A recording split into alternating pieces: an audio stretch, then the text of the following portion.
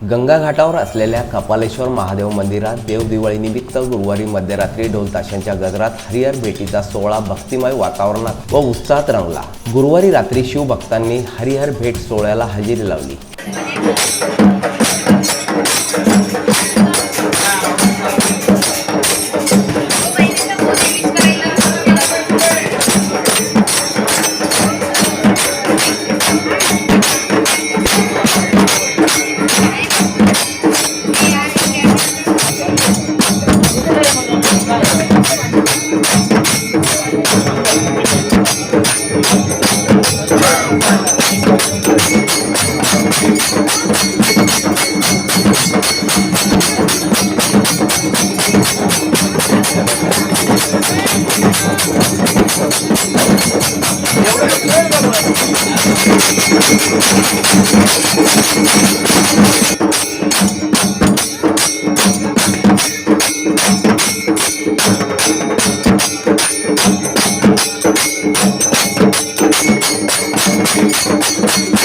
यावेळी कपालेश्वर महादेव मंदिरातील बेलपान सुंदर नारायणाला तर सुंदर नारायण मंदिरातील तुळस कपालेश्वर मंदिरात आणून महादेवाला वाहण्यात आली।